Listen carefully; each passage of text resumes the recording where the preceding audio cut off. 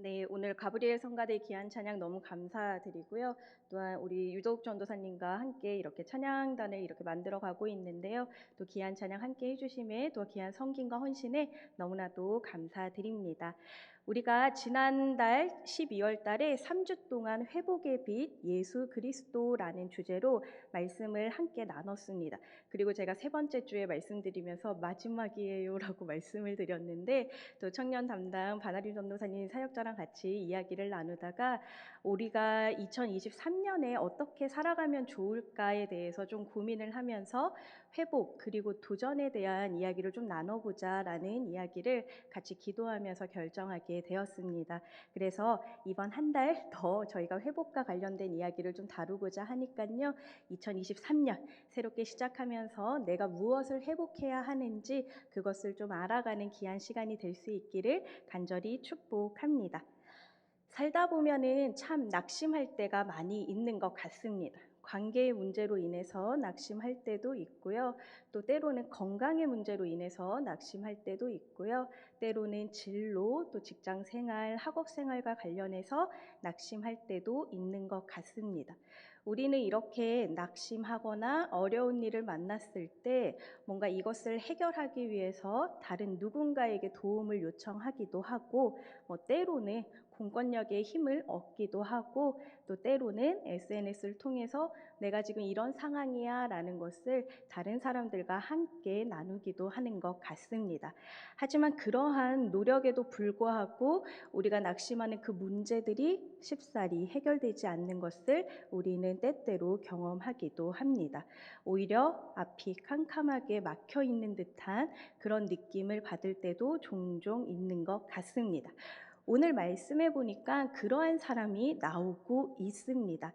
이때 예수님께서 우리가 어떻게 살면 좋을지에 대해서 오늘의 말씀을 통해서 우리에게 알려주고 있습니다. 오늘의 말씀에 보면은 재판관이 나옵니다. 한 마을에 어떤 재판관이 있는데 이 재판관의 특징을 보면은 하나님을 무서워하지도 않고 사람을 존중하지도 않더라라는 말씀이 나오고 있습니다. 그런데 이 재판관에게 한 과부가 자주 찾아와서 나의 원한을 들어주십시오라는 이야기를 하게 됩니다.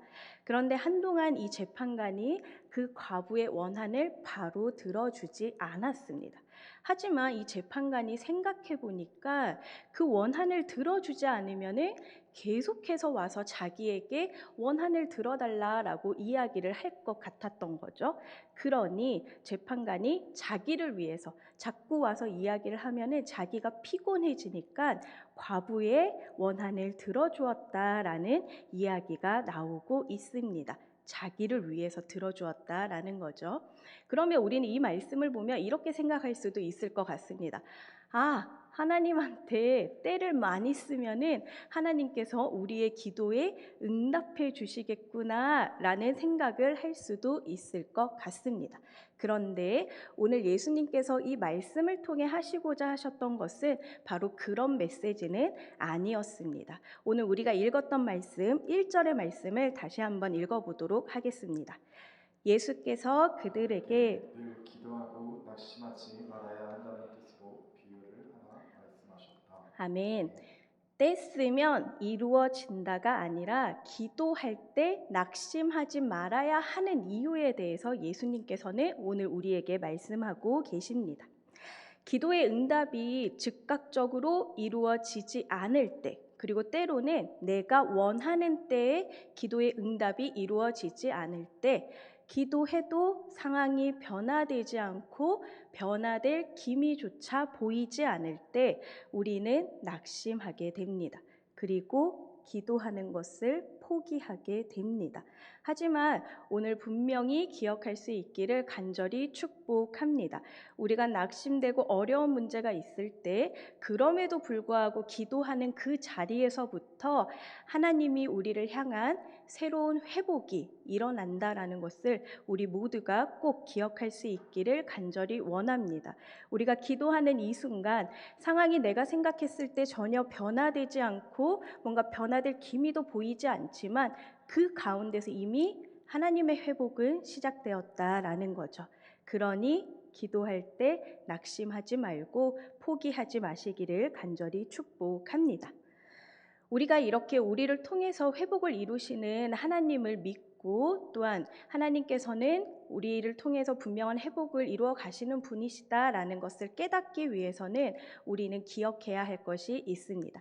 그것은 바로 우리가 기도하면 하나님께서 반드시 이루어 주신다라는 것입니다. 오늘 읽은 말씀 7절의 말씀 함께 읽어보도록 하겠습니다. 하물며 하나님께서 그 밤낮 부르짖는 택하신 자들의 원한을 풀어주지 아니하시겠느냐? 그들에게 오래 참으시겠느냐? 아멘. 아멘. 하나님을 무시하고 사람을 존중하지 않았던 재판관조차도 과부의 원한을 들어주었습니다. 한데 하물며 우리를 너무나도 사랑하시는 하나님께서 우리의 기도를 안 들어주시겠냐라는 것이죠. 하나님은 우리를 너무나도 사랑하시는 분이기 때문에 어떤 방식으로든 어떠한 때에든 하나님께서는 반드시 응답하시는 분이심을 우리가 믿으면서 낙심하지 않기를 간절히 축복합니다. 로마서 8장 32절의 말씀에 보면 자기 아들을 아끼지 아니하시고 우리 모든 사람을 위하여 내주시니까 어찌 그 아들과 함께 모든 것을 우리에게 주시지 아니하겠느냐라는 말씀이 있습니다. 사람들은 일을 할 때 자기를 위해서 일을 합니다. 내가 뭔가를 얻기 위해서, 내가 뭔가 더 높아지기 위해서 자기를 위해서 일을 하지만 하나님께서는 자기를 위해서 일하시는 것이 아니라 우리를 위해 일하시는 분이심을 꼭 기억할 수 있기를 바랍니다. 그것은 바로 하나님께서 너무나도 사랑하셨던 아들을 우리에게 보내주셨던 그 하나님의 사랑, 그리고 예수님의 사랑과 예수님의 희생을 통해서 분명히 증명되었던 사실이기도 합니다. 그래서 우리는 하나님의 사랑을 기억하고 하나님의 응답하심을 전적으로 믿으면서 나아가야 하는 것입니다. 그러한 하나님을 향한 믿음을 굳게 하는 모든 예배자들이 될 수 있기를 간절히 축복합니다. 출애굽기 3장 7절의 말씀을 우리가 함께 읽어보도록 하겠습니다.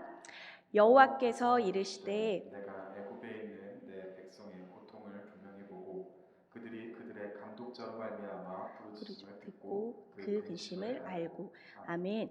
여기에서 보면은 하나님의 특징이 분명하게 드러나고 있습니다. 하나님은 보고 듣고 알고 계신다라는 것입니다.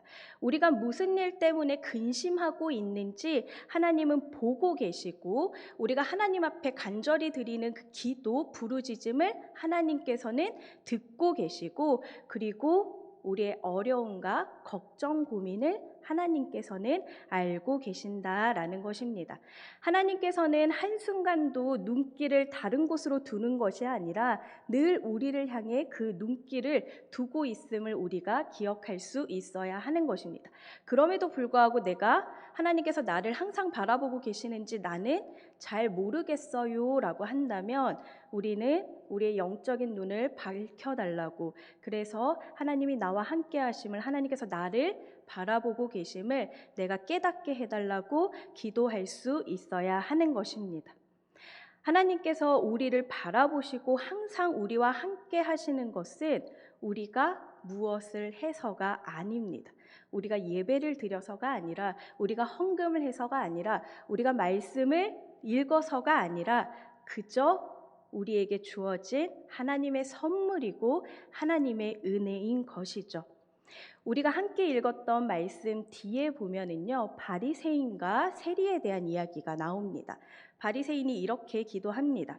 나는 일주일에 2번 금식하고 11조를 했습니다. 나는 여러 가지 의로운 일도 했습니다. 나는 저 세리 같지 않음에 감사합니다. 라고 기도합니다. 하지만 세리 그렇게 기도하지 않았습니다. 누가복음 18장 13절에 보면은요, 하나님이여 불쌍히 여기소서 나는 죄인이로소이다 라고 고백하고 있습니다. 바리새인의 기도도 세리의 기도도 객관적인 사실에 의한 기도이기는 합니다. 사람들은 보면은 바리새인을 칭찬할 것이고 세리는 질책할 것입니다. 하지만 우리 예수님은 그러지 않으셨습니다. 누가복음 18장 14절의 말씀을 함께 읽어보도록 하겠습니다. 내가 너희에게 이르노니 이에 전 바리새인이 아니고 이 이 사람이 사람이 의롭다 하심을 받고 그의 집으로 내려갔느니라. 무릇 자기를 높이는 자는 낮아지고 자기를 낮추는 자는 높아지리라 하시니라. 아멘. 우리는 하나님의 자녀들입니다. 심지어 하나님께서 너무나도 사랑하는 하나님의 자녀들입니다. 우리가 하나님의 자녀가 되기 위해서 한 것이 있습니까? 어떤 시험을 통과를 했습니까? 아니면 어떤 의로운 일을 해서 우리가 하나님의 자녀가 된 것입니까? 전혀 그렇지 않죠. 우리는 그저 하나님의 자녀가 된 것입니다. 하나님의 은혜로 하나님의 자녀가 된 것입니다.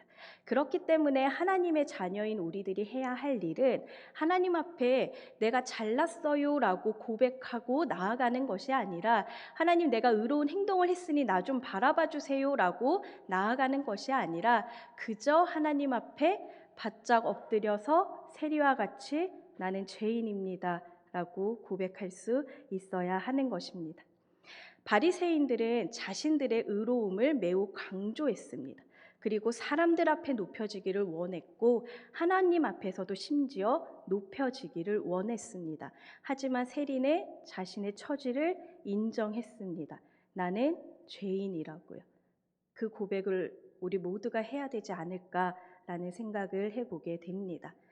나는 죄인입니다 라고 고백하는 그 고백의 기저에는 하나님 앞에서 나는 아무것도 아닙니다. 나는 정말로 보잘것이 없습니다. 하나님은 위대하신 분이십니다 라고 고백하는 것입니다. 그래서 우리가 우리의 삶 가운데 하나님을 올려드리고 내가 하나님 앞에 올라가는 것이 아니라 하나님 앞에 낮아져서 하나님 앞에 바짝 엎드릴 수 있는 우리 사부 예배자들이 되시길 간절히 축복합니다.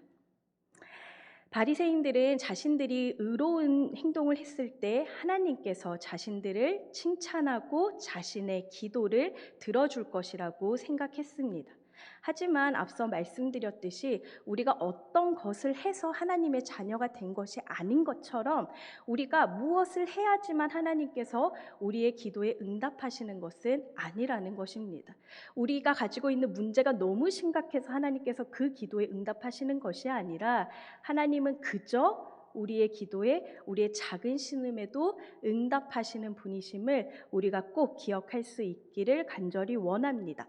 그렇기에 기도할 때 낙심하지 말 것은 이라고 말씀하셨던 그 예수님의 말씀을 기억하며 오로지 하나님만 바라보고 하나님만 의지할 수 있는 우리들이 되길 간절히 축복합니다. 오늘 말씀에 보면은 과부가 등장합니다. 과부는 그 당시에 경제적인 능력이 없었습니다. 그렇기 때문에 먹고 사는 거 너무나도 힘들었죠. 그리고 남편이 없었기 때문에 정서적으로 의지할 곳도 없었고 억울한 일을 많이 당하기도 했었습니다. 그래서 오늘의 말씀에는 우리 과부가 재판관을 찾아간 거죠. 나의 억울함을 조금이라도 들어달라라고 이제 재판관을 찾아간 것입니다. 그런데 우리가 아까 읽었지만 7절 말씀에 보면은 하물며 하나님께서 그 밤낮 부르짖는 택하신 자들의 원한을 들어주지 않겠느냐라는 이야기가 나오고 있습니다. 이 이야기는 바로 택하신 자녀들, 바로 우리의 기도를 들어주시지 않겠느냐라는 것이죠. 하나님의 자녀가 된 우리들에게는 주어진 특권이 있습니다. 그 특권은 바로 하나님께 간구하는 것, 하나님께 기도하는 특권을 하나님의 자녀인 우리는 모두 받았습니다. 그런데 그 특권을 누리지 않는다면 너무나도 어리석은 행동이지 않을까라는 생각이 들기도 합니다. 하나님께서 우리에게 이런 특권을 주신 데에는 사실 다 이유가 있었습니다. 하나님께 우리가 기도를 통해서 하나님 내가 원하는 것을 좀 들어주세요. 그리고 내가 내 원하는 세상적인 욕심을 채우기 위해서 하나님께서 이 특권을 주신 것이 아니라 바로 하나님과 깊은 교제, 친밀한 교제를 하라고 우리에게 특권인 하나님께 간구하고 기도하는 이 특권을 주신 것입니다. 요한복음 15장 7절의 말씀에는 너희가 내 안에 거하고 내 말이 너희 안에 거하면 무엇이든지 원하는 대로 구하라 그리하면 이루리라 라고 말씀하고 있습니다. 하나님은 우리가 하나님께 기도하는 것을 통해서 하나님과 함께 하기를 원하고 계십니다. 기도의 목적은 내가 원하는 것을 구하고 내가 원하는 것을 이루어 가는 것이 아니라 하나님과 친밀한 교제를 하는 데 있습니다. 하지만 우리는 기도할 때 하나님, 내가 이걸 필요하니 이걸 나에게 주십시오라고 기도를 합니다. 그리고 그 기도가 응답돼야 할 때도 내가 미리 정해서 하나님께 말씀드리고는 하죠. 그러니 그 기도에 응답받지 못하고 내가 생각한 그때에 응답받지 못하면 우리는 낙심하고 하나님께 기도하는 것을 포기하곤 합니다. 하지만 우리가 기도할 때 그 목적을 내가 원하는 것을 받는 것, 이루는 것에 두는 것이 아니라 오로지 하나님과 친밀한 교제하는 것에 둔다면 우리는 기도하는 그 자체가 즐겁고 기쁘고 행복할 것입니다. 그리고 내가 뭔가를 기도할 때 내 뜻대로 이루어지지 않더라도 하나님의 뜻을, 하나님의 때를 기다리며 그 시간을 더욱더 감사하며 보낼 수 있을 것입니다. 하나님의 특권을 누리지 못하고 계시는 분들이 있다면, 또한 그 특권을 잠시 멈추신 분들이 계시다면 다시 한번 이 새해 하나님과 친밀한 교제, 하나님과 기도하는 그 자리를 꼭 회복하시기를 간절히 축복합니다. 응급처치용 기도만 하는 것이 아니라 일상생활에서 매 순간 하나님과 친밀한 교제를 하는 그 자리를 회복하시기를 간절히 원합니다. 길이 보이지 않을 때가 있습니다. 그리고 하나님의 응답이 더딜 때가 분명히 있습니다. 하지만 그럼에도 불구하고 기도하는 그 자리가 우리가 살 길입니다. 그리고 기도하는 그 자리가 하나님께서 우리를 향한 회복이 이루어지고 있는 자리임을 꼭 기억하시며 나아갈 수 있기를 간절히 원합니다.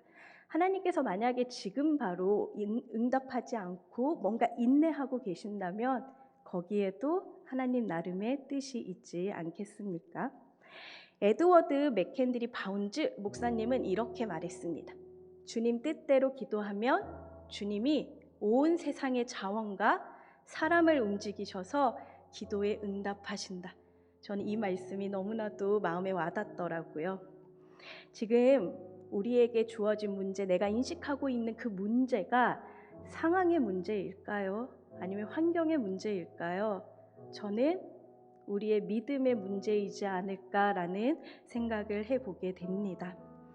우리가 하나님을 전적으로 의지하고 내 문제를 내가 해결할 수 있다라고 교만한 마음으로 나아가는 것이 아니라 분명히 하나님께서 나를 통해 회복을 이루어 주실 것이야 라는 그 믿음으로 나아갈 때 우리에게는 그럼에도 불구하고 하나님의 회복이 분명히 있을 것이라고 믿습니다. 상황을 뛰어넘고 일하시는 하나님만 의지하며 나아가는 우리 예배자들 되시기를 간절히 축복하십니다.